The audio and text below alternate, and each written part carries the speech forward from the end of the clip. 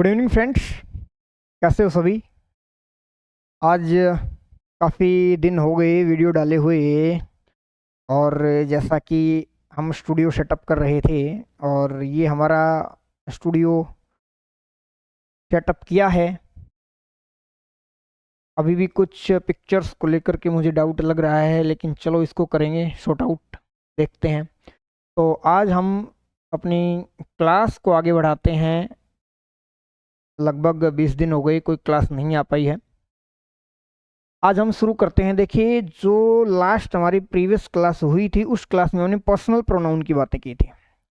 आज हम next pronoun की बात करते हैं ताकि प्रोनाउन का जो टॉपिक है वो हमारा कंप्लीट हो सके। तो देखिए, इसमें जो प्रोनाउन है आज हमारा, जिसको हम करने वाले हैं, वो है आज हमारा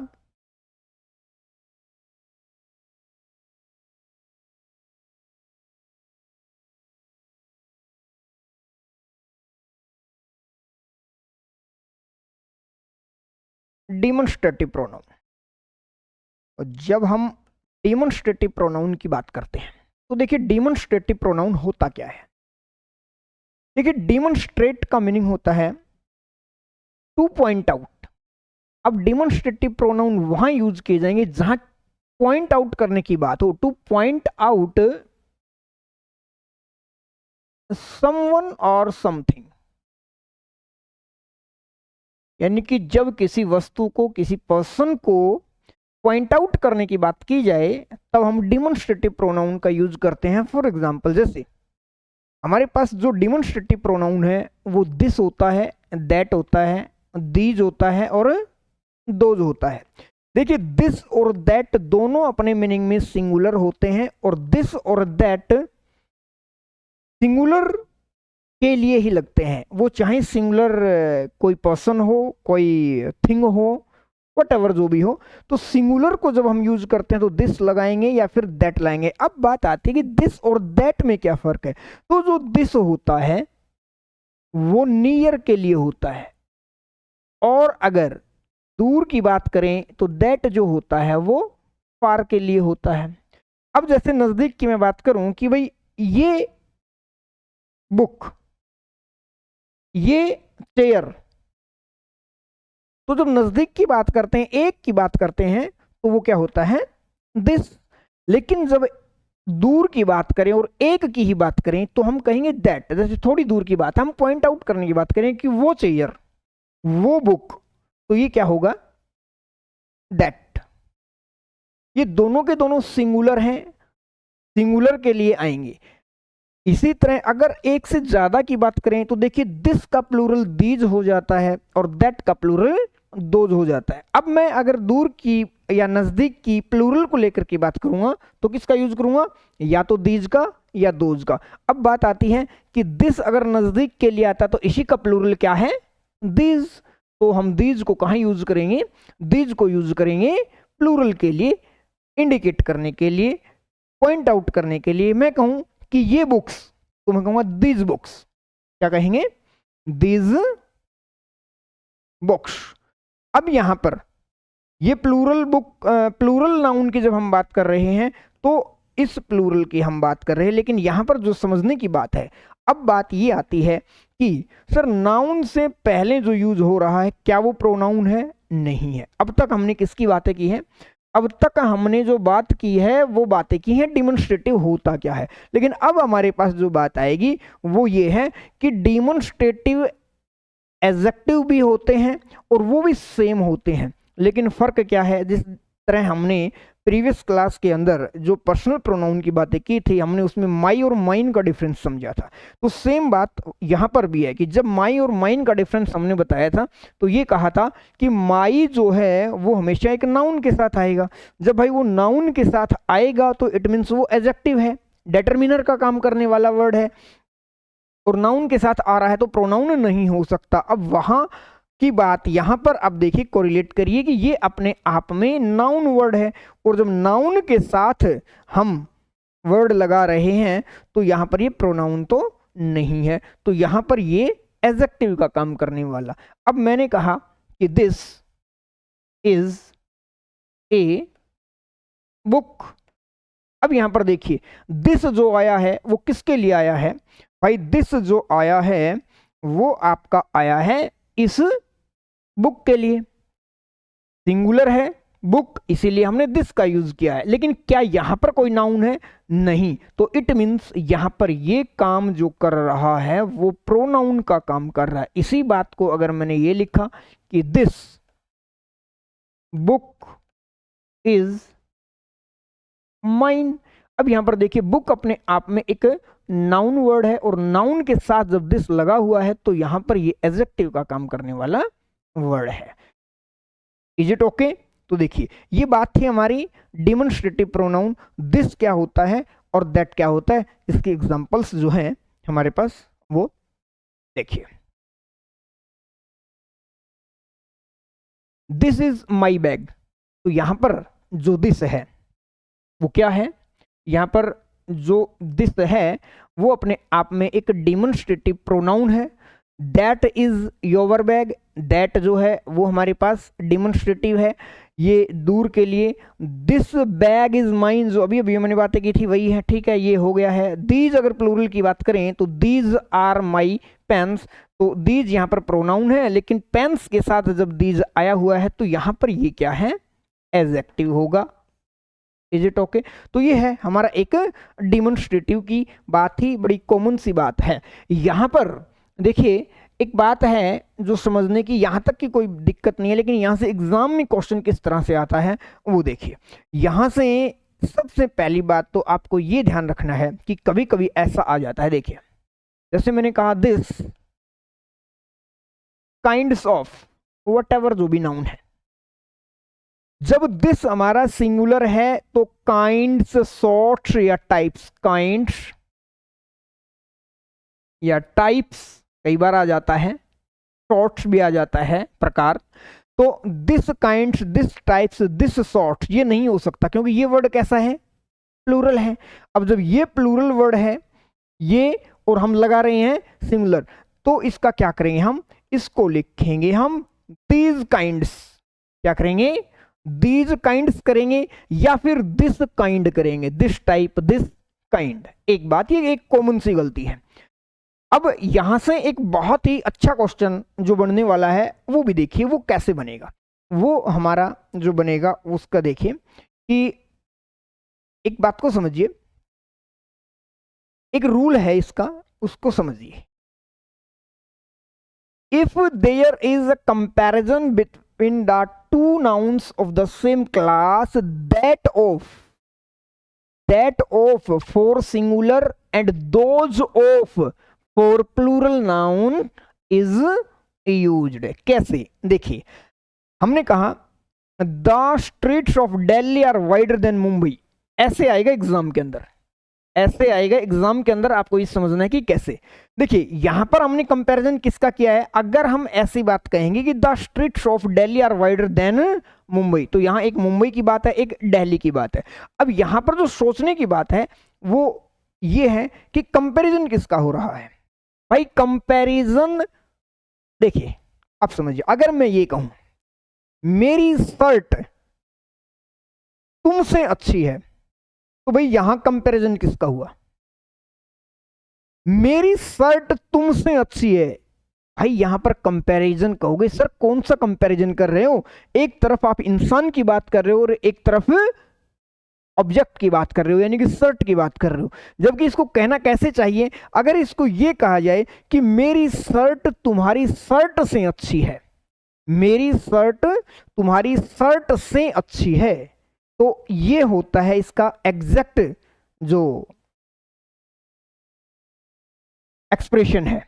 हमने पहले कहा क्या है कि मेरी शर्ट तुमसे अच्छी है, इस बात का मतलब कंपैरिजन इक्वल चीजों में नहीं हो रहा। और ये यहां पर यही कह रहा है कि if there is a comparison between the two nouns of same class, दो एक जैसी नाउन्स के, दो एक जैसी क्लास के बीच में ही, एक जैसी कैटेगरी के बीच में ही अगर कंपैरिजन हो रहा है, तो आपको अगर सिंगुलर की बात है तो दैट ऑफ का यूज करना होगा, और अगर प्लूरल की बात है तो दोज ऑफ का प्रयोग करना होगा। अब यहां पर क्या गलती की है कि the streets of Delhi are wider than Mumbai, कि दिल्ली की जो स्ट्रीट्स हैं वो वाइडर हैं किससे, मुंबई से। अब एक तरफ बात की हमने यहां मुंबई की, एक तरफ बात की है दिल्ली की स्ट्रीट्स की, तो इक्वल कंपैरिजन नहीं हुआ। इसलिए यहां पर इसको हम जो ठीक तरीके से लिखेंगे, इसका ठीक एक्सप्रेशन क्या होना चाहिए, इसका ठीक एक्सप्रेशन होगा द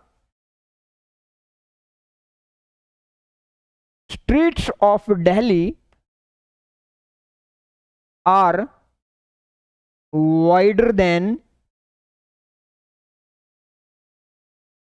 अब देखिए यहां पर, ये देखिए ये स्ट्रीट है या स्ट्रीट्स है, तो भाई ये प्लूरल है ना, और प्लूरल है तो मैंने कहा किसका यूज करिए, दोज ऑफ का यूज करिए। अगर सिंगुलर होता तो हम दैट ऑफ का प्रयोग करते। The streets of Delhi are wider than those of Mumbai, ये होगा इसका करेक्ट इंप्रूवमेंट। ये बहुत ही बेहतरीन सवाल है एग्जाम के पर्सपेक्टिव से। क्लियर है? अब इसी तरह देखिए एक और क्वेश्चन को देखिए आप, अगले क्वेश्चन को, the climate of Chandigarh is better than Delhi. अब फिर वही बात आती है भाई, यहां हम क्लाइमेट की बात कर रहे हैं, भाई चंडीगढ़ का क्लाइमेट दिल्ली से अच्छा है या दिल्ली के क्लाइमेट से अच्छा है? तो आप कहोगे सर दिल्ली के क्लाइमेट से अच्छा है, क्लाइमेट की बात कर रहे हैं जबकि क्लाइमेट दिया नहीं गया है। अब इसको ठीक करेंगे तो गलती देखिए, गलती इसी पार्ट में है, यहां पर है, तो हम इसको ठीक करेंगे कि द क्लाइमेट ऑफ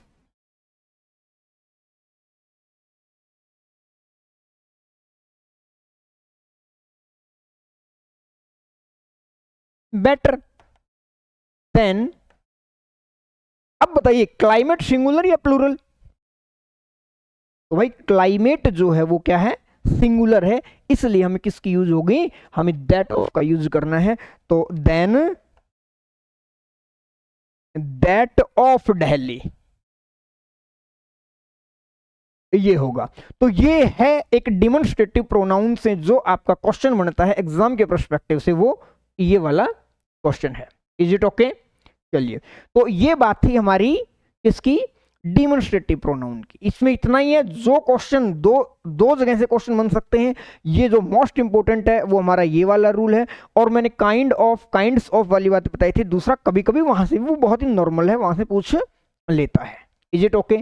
चलिए, आज अगला जो हमारा है टॉपिक, उसकी हम बात करते हैं, और वो बहुत ही बेहतरीन जो सवाल लेकर आएगा एग्जाम के पर्सपेक्टिव से। और उसकी अगर हम बात करें तो देखिए वो क्या है, वो आता है हमारा रिफ्लेक्सिव प्रोनाउन। अब बात आती है रिफ्लेक्सिव वर्सेस एम्फेटिक। मैंने लिखा हुआ है यहां पर कि रिफ्लेक्सिव और एम्फेटिक क्या होते हैं। रिफ्लेक्सिव और एम्फेटिक दोनों के दोनों वो प्रोनाउंस होते हैं, या तो सेल्फ से बनते हैं या फिर सेल्व से बनते हैं। इन दोनों में क्या फर्क है? इन दोनों के अंदर जो फर्क है वो है कि सेल्फ जो होता है ना, वो होता है अपने आप में सिंगुलर, और सेल्व जो होता है वो अपने आप में होता है प्लूरल। इट मीन्स सेल्फ जो लगेगा वो सिंगुलर के साथ ही लगेगा। कभी कभी ऐसे भी एक बेसिक गलती दे देता है। कैसे? देखिए, जैसे मैंने कहा माई, मैंने कहा अवर। अब माई क्या है, सिंगुलर है या प्लूरल? तो पर्सनल प्रोनाउन के दौरान ये आई का ही एक केस है। हमने पढ़ा था आई, माई, मी, वी, अवर, अस। तो आई जो है वो क्या है, सिंगुलर है। भाई आई जब सिंगुलर है तो माई भी क्या, उसी का केस है, सिंगुलर है। अवर किसका केस है, वी का। तो आई सिंगुलर है और वी क्या है, प्लूरल है। तो भाई अगर हम इसको ये कर दें कि अवर सेल्फ, तो ये क्या हो गया, गलत हो गया। क्यों हो गया ये गलत? ये गलत इसलिए हो गया कि सर अवर जो है, अवर जो है वो क्या है, अवर जो है वो अपने आप में प्लूरल है, और सेल्फ हमने क्या लगा दिया, सिंगुलर लगा दिया। इनका कोई मैच नहीं हुआ, ये गलत है। इसलिए हम माई के साथ तो सेल्फ करेंगे, लेकिन अवर के साथ सेल्व्स करेंगे, क्योंकि सेल्व्स प्लूरल है। तो देखिए अब सिंगुलर से जो बनने वाले एम्फेटिक या रिफ्लेक्सिव में कौन से हैं? देखिए, सिंगुलर से बनने वाले my self, your self, himself, herself और इटसेल्फ। अब ये सारे के सारे सिंगुलर होते हैं। प्लूरल की बात करें तो अवरसेल्व्स, योवरसेल्व्स, देमसेल्व्स। अब यहां पर जो बात समझने की, सर योवरसेल्फ भी आपने कर दिया और योवरसेल्व्स भी आपने कर दिया। अब इन दोनों के अंदर, दोनों में क्यों लिया है, तो देखिए भाई, जब पर्सनल प्रोनाउन की हमने बात की थी तो मैंने आपको ये कहा था कि यू जो होता है दोस्तों, वो सिंगुलर भी यू होता है और प्लूरल भी यू होता है। तो जब हमें रिफ्लेक्सिव या एम्फेटिक में अगर सिंगुलर सेंस की जरूरत पड़े तो हम योवर सेल्फ सिंगुलर करेंगे, और प्लूरल की जरूरत पड़े तो हम क्या करेंगे, योवर सेल्व्स करेंगे। तो ये दोनों के अंदर यूज हो सकता है। Is it okay? चलिए, अब मेन जो बात आती है कि जिसको हमने वर्सेज की बात की है कि रिफ्लेक्सिव वर्सेज एम्फेटिक, तो सबसे पहले तो बात ये आती है कि रिफ्लेक्सिव होता क्या है और एम्फेटिक होता क्या है। फिर उसकी हम आइडेंटिफिकेशन की बात करेंगे। कैसे? देखिए, रिफ्लेक्सिव और अगर हम एम्फेटिक की बात करें तो वो आप लोगों को समझना है कि कैसे होगा। देखिए, रिफ्लेक्सिव का मीनिंग बताइए भाई, क्या होता है? तो सर आपने रिफ्लेक्शन पढ़ा है, रिफ्लेक्शन जो होता है उसी से हमने क्या बनाया, रिफ्लेक्सिव। अब देखिए, किसी भी वाक्य को जब हम देखते हैं तो उसकी जनरल फॉर्मेशन होती है सब्जेक्ट वर्ब ऑब्जेक्ट। क्या होती है? Subject verb object. भाई सब्जेक्ट डूअर होता है, वो जब कोई भी एक्शन करता है वो हमारा एक्शन है यानी कि वर्ब है, उसका जो परिणाम जिसके पास जाता है यानी कि रिसीवर ऑफ एन एक्शन होता है, वो क्या होता है, ऑब्जेक्ट होता है। जब वो ऑब्जेक्ट होता है, जब वो ऑब्जेक्ट होता है तब ये कोई और वो होता है, कोई भी नाउन या प्रोनाउन। लेकिन अब रिफ्लेक्सिव की जरूरत क्यों होती है और क्या काम करता है रिफ्लेक्सिव, उस बात को समझिए।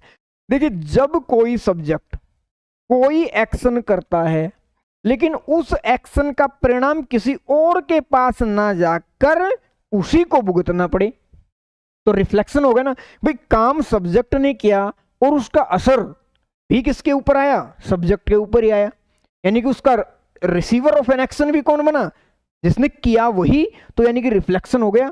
तो इसलिए इस रिफ्लेक्शन को दिखाने के लिए ऑब्जेक्ट की जगह पर क्या यूज किया जाता है, रिफ्लेक्सिव प्रोनाउन का यूज किया जाता है। क्लियर? देखिए भाई, इस बात को आप इससे देखिए, इससे देखिए,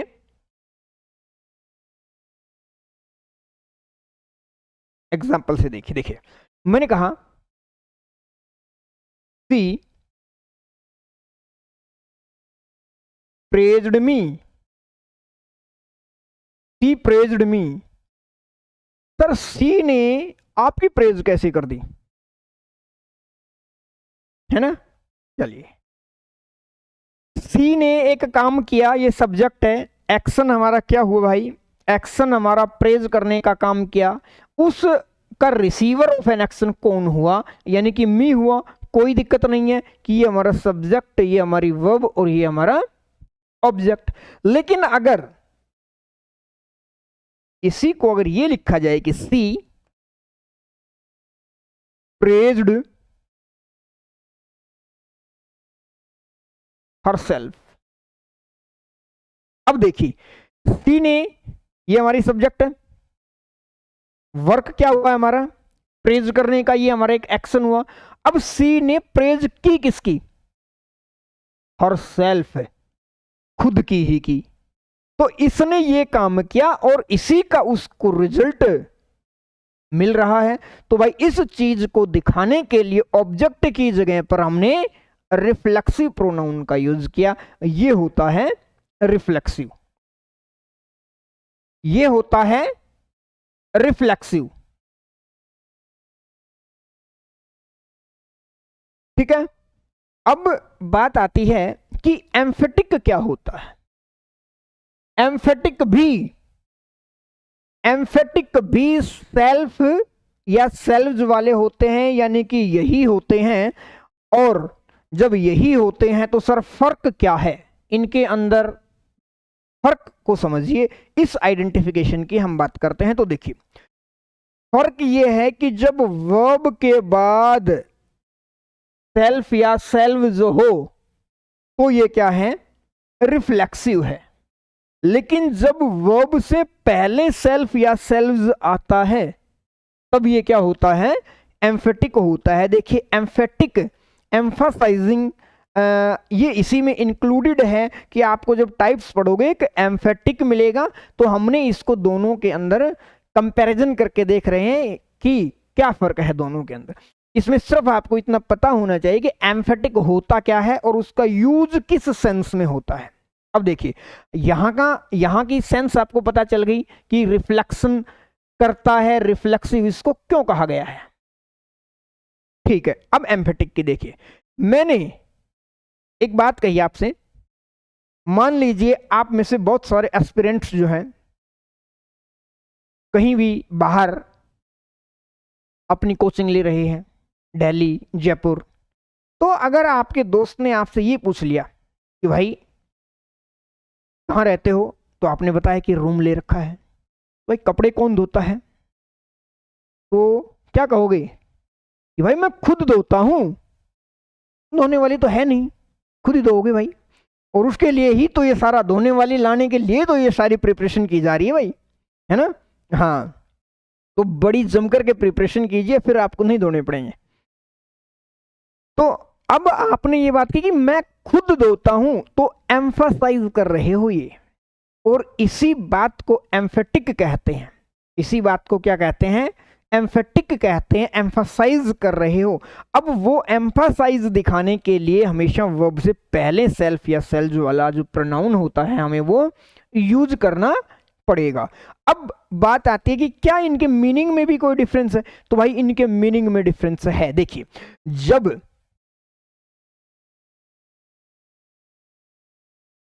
देखिए भाई जब रिफ्लेक्सिव का यूज होता है तो इसका जो मीनिंग निकलता है वो निकलता है स्वयं को, काके की, स्वयं को, स्वयं की, स्वयं का।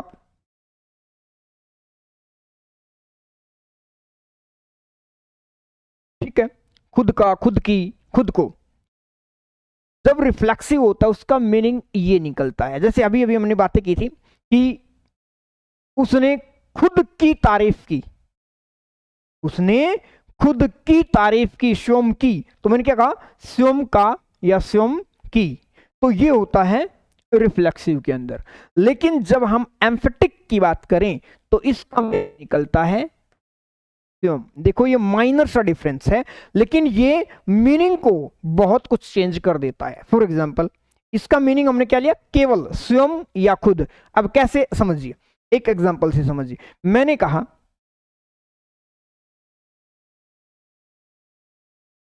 सी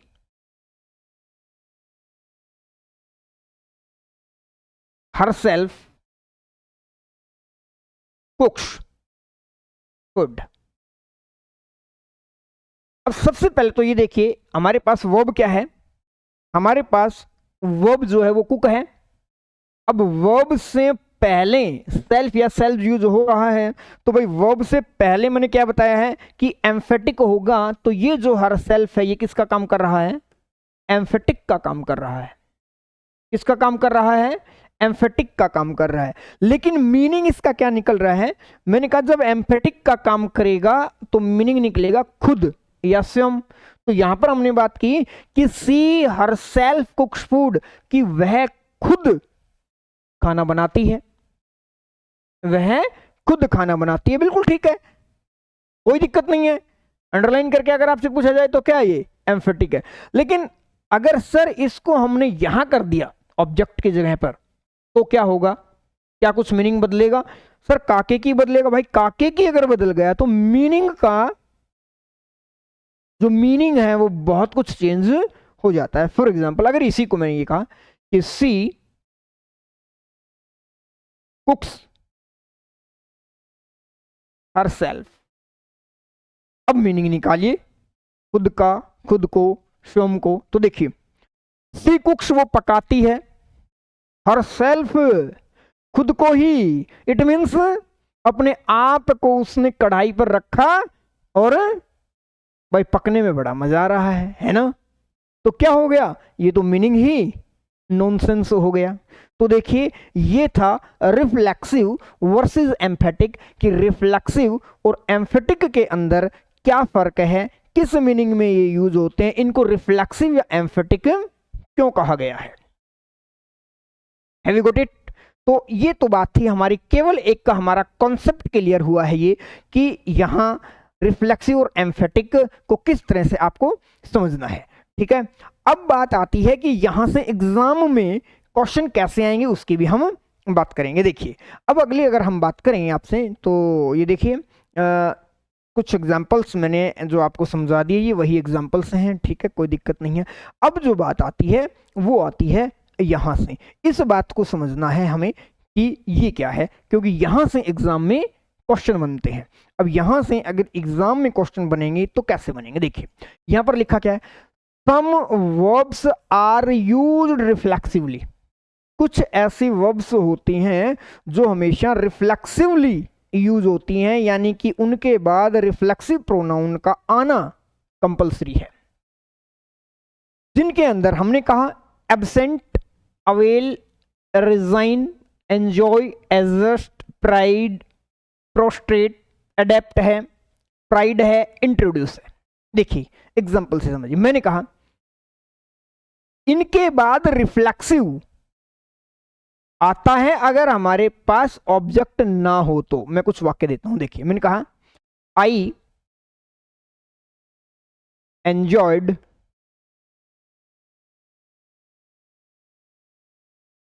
इन द पार्टी यस्टरडे। अब यहां पर हमारे पास एक वर्ब आई, एंजॉय, ये हमारी क्या है, वर्ब है। अब बात आती क्या इसके बाद हमें रिफ्लेक्सिव की जरूरत है। चलिए मैं एक वाक्य और लिखता हूं। दूसरा वाक्य हमने क्या लिखा, दूसरा वाक्य हमने लिखा आई एंजॉयड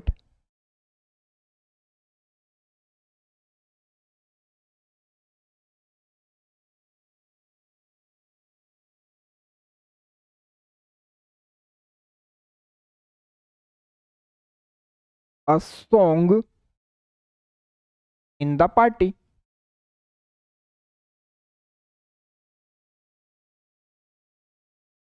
तीसरा है आई एंजॉयड द पार्टी। देखिए तीन वाक्य आप लोगों के सामने लिखे। अब हमारी बात आती है ये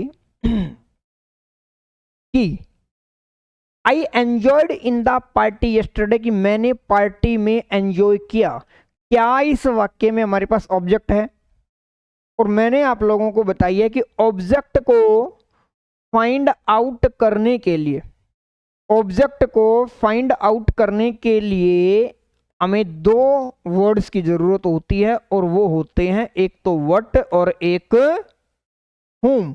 अगर इन दोनों में से कोई भी एक वर्ड हमें मिल जाए, इट मीन्स वो उस वाक्य में उस वर्ब का ऑब्जेक्ट है। तो यहां पर देखिए आई एंजॉयड, मैंने एंजॉयड किया। व्हाट, क्या, क्या चीज है जिसको आपने एंजॉय किया, तो यहां पर कोई भी आपके पास आंसर नहीं आ रहा। whom, किसे एंजॉय किया, इसका भी हमारे पास कोई आंसर नहीं आ रहा। इट मीन्स इसके अंदर ऑब्जेक्ट नहीं है। और हमने क्या कहा है कि एंजॉय जो हमारी, देखिए ये रही वर्ब, कि एंजॉय जो हमारी वर्ब है वो ऑब्जेक्ट लेगी, और ऑब्जेक्ट ऑलरेडी है तो ठीक है, और नहीं है तो उसकी पूर्ति करने के लिए हमें रिफ्लेक्सिव को क्या करना पड़ेगा, एज एन ऑब्जेक्ट प्लेस करना होगा। तो यहां पर हमारे पास ऑब्जेक्ट नहीं है। लेकिन यहां पर देखिए I enjoyed a song, I enjoyed a song, मैंने एंजॉय किया, किसको, एक गाने को एंजॉय किया, कहां पर, पार्टी में। तो इस बात का मतलब ये हमारे पास व्हाट का आंसर आ रहा है, ये हमारे पास क्या है, एक ऑब्जेक्ट है, इसलिए वाक्य बिल्कुल ठीक है। लेकिन यहां का हमने आई एंजॉयड द पार्टी, भाई वो कह रहा है कि पार्टी को ही एंजॉय किया। किस चीज को एंजॉय किया? पार्टी को ही आपने एंजॉय किया। और जब आपने इस पार्टी को ही एंजॉय किया तो यहां पर क्या है, यहां पर ये अपने आप में ऑब्जेक्ट है, तो ये भी वाक्य ठीक है। तो इसको अब हमारे पास अगर ऑब्जेक्ट नहीं है तो क्या करना पड़ेगा, इसको जब हमारे पास ऑब्जेक्ट नहीं है तो भाई इसको ठीक करने के लिए हमें अपनी तरफ से सब्जेक्ट के अकॉर्डिंग रिफ्लेक्सिव प्रोनाउन को यूज करना पड़ेगा। तो आई के अकॉर्डिंग यहां पर आएगा माई सेल्फ। क्या आएगा? My self. अब यहां पर जब हम माई सेल्फ लगाएंगे तब ये वाक्य ठीक हो जाएगा। तो एग्जाम में इसी तरह का क्वेश्चन आता है कि वो एंजॉय को अंडरलाइन दे देगा और ऑप्शन में एक सब्जेक्ट के अकॉर्डिंग रिफ्लेक्सिव लगाकर पूछा जाएगा, वही आपका आंसर होगा। ठीक है, तो देखिए हमारे पास ये वर्ब्स जो हैं ये क्या होंगी, रिफ्लेक्सिवली यूज होंगी। ठीक है, देखिए एग्जांपल्स, ये एग्जांपल्स हैं, इन एग्जांपल्स को एक बार और हम थोड़ा सा डिटेल से समझ लेते हैं। देखिए, she introduced me to her manager.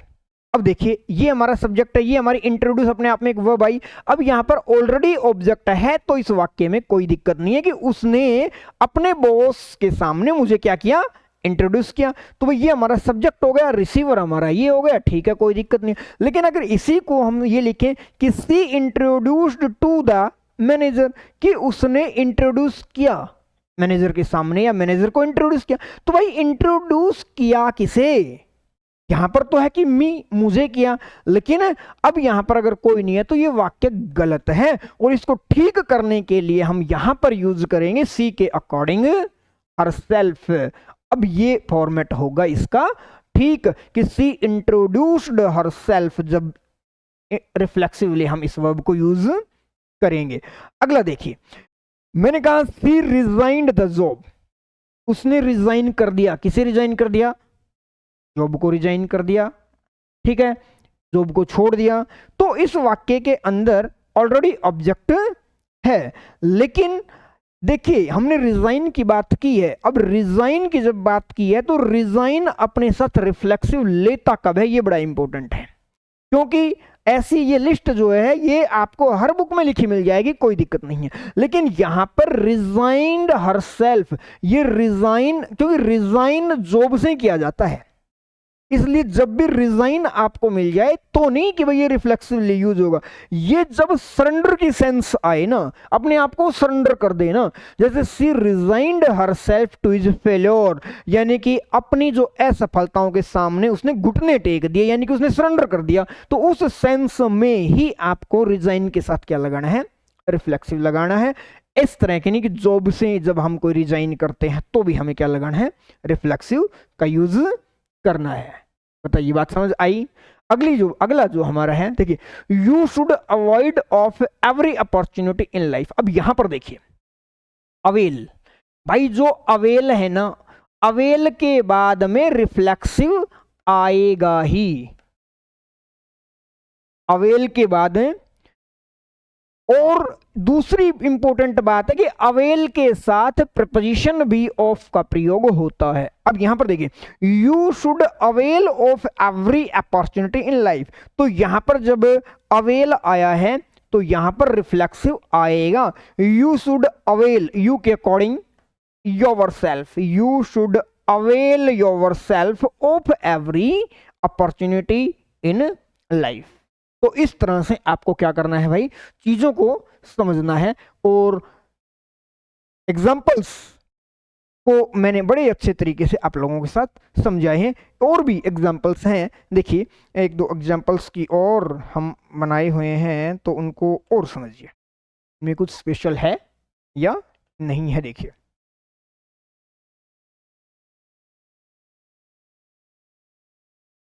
देखिए, द फॉलोवर्स प्रोस्ट्रेटेड, ये बड़ा, ये भी कई बार एग्जाम के अंदर आता है। प्रोस्ट्रेटेड वर्ब, मैंने अभी अभी बताया, प्रोस्ट्रेटेड वर्ब अपने आप में क्या होगा कि the followers prostrated themselves before their king as a sign of loyalty. तो प्रोस्टेटेड आएगा तो उसके सामने उस वो रिफ्लेक्सिवली यूज होगा, इस बात का ध्यान रखें। ये वर्ब भी कई बार पूछी जाती है।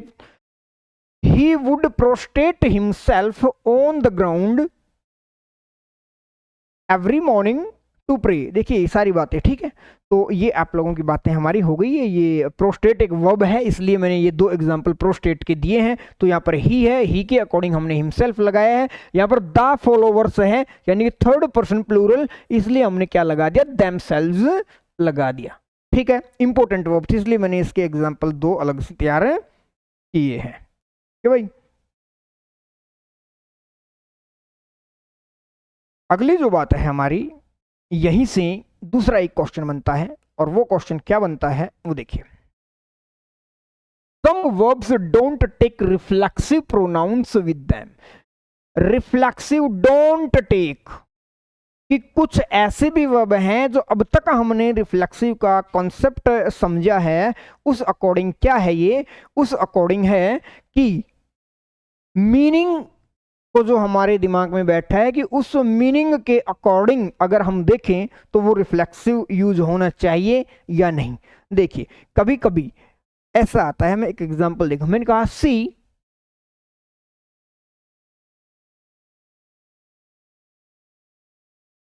hides herself in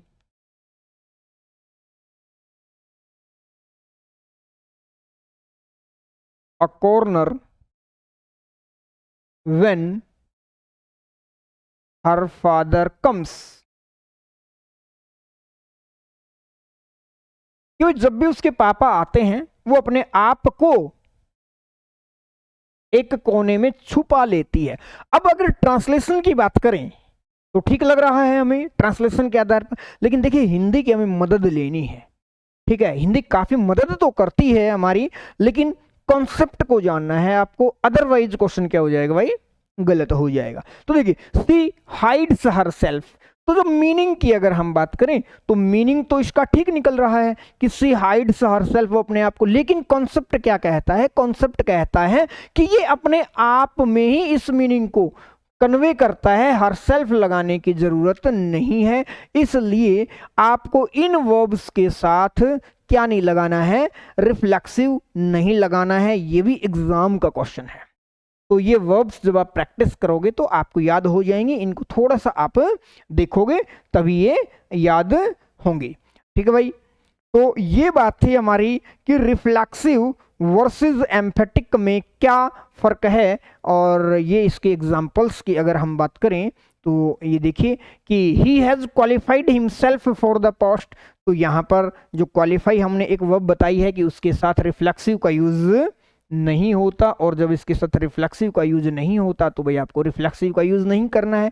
ये हमने कहा, देखो अभी हमने समझाया, ये सेकंड फॉर्म होती है हाइड की। ठीक है, the thief hide money under the एल्मीरा, the thief hide money under the एल्मीरा। ठीक है, you should keep yourself away from bad boys. अब यहां पर देखिए कि कीप आ गया, अब कीप क्या ले रहा है, योर सेल्फ ले रहा है, किसके अकॉर्डिंग, यू के अकॉर्डिंग, लेकिन कीप अपने साथ रिफ्लेक्सिव नहीं लेता है। तो आप लोगों को ये ध्यान रखनी है, तो यहाँ रिफ्लेक्सिव की जरूरत नहीं आएगी। अब यहाँ जो एक बात इंपॉर्टेंट है वो आप समझिए, देखिए मैंने लिखा हुआ भी है कि रिफ्लेक्सिव प्रोनाउन को क्या नहीं करना है आपको, रिफ्लेक्सिव प्रोनाउन को कभी भी प्योर सब्जेक्ट के रूप में यूज नहीं करना। आप अक्सर इस बात को कहते हो जब किसी का इंट्रोडक्शन, काफ़ी सारे टीचर्स लोग हैं, काफ़ी सारे जो पढ़े लिखे लोग हैं वो भी करते हैं। जैसे अगर मैं कहूँ कि my self is Pradeep Yadav, तो ये गलत है, क्योंकि माई सेल्फ इज प्रदीप, हमने क्या कहा, my self is Pradeep Yadav. तो देखिए यहां आपने क्या यूज किया, सब्जेक्ट के रूप में यूज किया। देखो रिफ्लेक्सिव जो होता है वो सब्जेक्ट के रूप में नहीं आ सकता, वो केवल ऑब्जेक्ट की जगह पर आता है। ठीक है, तो रिफ्लेक्सिव प्योर सब्जेक्ट के रूप में नहीं हो सकता, इसलिए ये गलत है। अब बात आती है सर ऐसा बोलते हैं, सभी बोलते हैं, लेकिन ये गलत है एग्जाम की दृष्टि से, और इसको सही अगर करें तो भी इसका कैसा होगा कि आई एम प्रदीप यादव, या फिर ये कहे माई नेम इज, तो वो करेक्ट होता है। ठीक है, तो इस बात का आप ध्यान रखें। तो ये जो बात थी हमारी, ये रिफ्लेक्सिव प्रोनाउन को लेकर के हमारी बातें थी। ठीक है, एक बात और मैं यहां आपको बता देना चाहता हूं कि रिफ्लेक्सिव को लेकर वो भी कभी कभी आ जाता है। देखिए कभी कभी ऐसा आ जाता है by plus reflexive, by plus reflexive, कभी कभी आपको ऐसा देखने को मिल जाता है। तो बाई प्लस रिफ्लेक्शन जो होता है, बाई प्लस रिफ्लेक्सिव जो होता है, उसका मीनिंग क्या होता है? उसका मीनिंग होता है अलोन। जैसे अगर आपसे मैं कहूं कि I am sitting by myself, आपने अपने दोस्त को फोन किया, भाई क्या कर रहे हो, और उसने आपको कहा आई am sitting by my self. It means वो कह रहा है मैं अकेला बैठा हुआ हूं कहीं पर भी, X Y Z, I am sitting alone by myself at home. तो बाई प्लस माई सेल्फ जो होता है, माई सेल्फ का मतलब ये भी देखिए, माई किसके अकॉर्डिंग? सब्जेक्ट के अकॉर्डिंग आएगा क्या? ऐसा नहीं कि हमेशा आप माई सेल्फ कर दो, मैंने कहा बाई प्लस रिफ्लेक्सिव, रिफ्लेक्सिव बनेगा सब्जेक्ट के अकॉर्डिंग। ठीक है दोस्तों, तो ये आज हमारा एक बहुत ही इंपॉर्टेंट और एक छोटा सा डिस्कशन था रिफ्लेक्सिव वर्सेस एम्फेटिक का, जो आपको बहुत अच्छे से समझना है। वीडियो पॉज करके आप आराम से इनके नोट्स बना सकते हैं, और बना सकते हैं नहीं, ये बनाने हैं आप लोगों को, बहुत काम की चीज़ें हैं। ठीक है, और बाकी की बात करेंगे हम कल। ठीक है, अब हमारी क्लास जो है वो कंटिन्यू रहेगी, और वेरी सून कल से या फिर परसों से आप लोगों को लाइव जो अपडेट रहेगा कि क्लास कितने बजे होगी, ये सारे अपडेट आपको मिल जाएंगे। ठीक है, तो आप इनको करिए और इनके नोट्स बनाइए, इनसे आगे की बात करेंगे हम नेक्स्ट क्लास में। थैंक यू दोस्तों।